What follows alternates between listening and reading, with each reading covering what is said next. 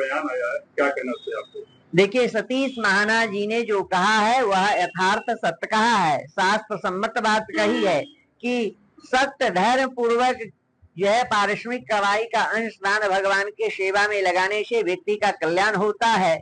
उन्होंने कहा कि मैंने सत्य धर्म पूर्वक पारिश्रमिक कमाई का अंश दान भगवान को किया, जो निर्माण और सेवा कार्य में लगा उन्हीं लोगों का पैसा चोरी हुआ होगा, जिसका सत्य धर्म और पारिश्रमिक कमाई का अंशदान न हुआ होगा, वही पैसा चोरी हुआ होगा।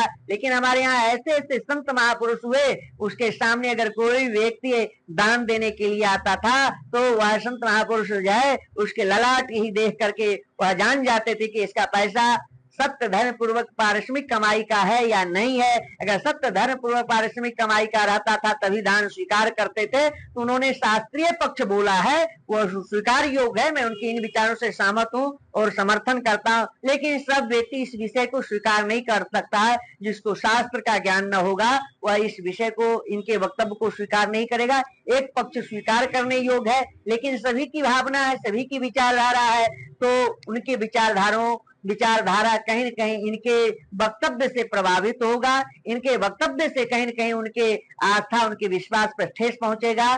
तो दोनों विषय है, लेकिन मैं इनके विचारों से सहमत हूँ और समर्थन करता हूँ। देखिए, सतीश महाना के द्वारा जो बयान आया है बहुत ही निंदनीय, बहुत घटिया सोच को दर्शाता है। सतीश महाना उत्तर प्रदेश विधानसभा के अध्यक्ष हैं, एक वो संवैधानिक पद पे बैठे हैं। उनके द्वारा इस तरह से बयान आना ये हिंदू जनमानस के लिए बहुत ही शर्मिंदगी भरा, क्योंकि अभी राम मंदिर के द्वारा राम भक्तों का चंदा और चढ़ावा चोरी करके उनको आपने ठेस पहुंचाया और उसके बाद आप उनका उपहास उड़ा रहे हैं। जो आस्थावान थे उनका चोरी नहीं हुआ, यानी राम मंदिर में जो आते हैं वो आस्थावान नहीं है। केवल भाजपा के जो पदाधिकारी कार्यकर्ता थे वही आस्थावान है, जो संघ विश्व हिंदू परिषद के आते वही आस्थावान है। अब आस्था और अनास्था का टिकट सतीश महाना बांटेंगे? ये कितने बड़े आस्थावान, हमको पता है कितना दान करते हैं, ये कितने जगहों जाकर के सेवा करते हैं। दारू पी करके मदमस्त हो चुके हैं लोग। गोस्वामी तुलसीदास जी ने कहा है, प्रभुता पाए काय मद नाही। ये लोग मद से एकदम चूर हो चुके हैं, अभिमान की पराकाष्ठा पार कर चुके हैं। इनको क्षमा मांगना चाहिए आस्थावान लोगों से, अन्यथा इन आस्थावानों को उनका घर घेरना चाहिए और उनको दंडित करना चाहिए। मुख्यमंत्री को भी संज्ञान लेना चाहिए कि इनके लोग इस तरह का बयानबाजी क्यों करते हैं। ये अपनी तुलना सपा और कांग्रेस से करेंगे।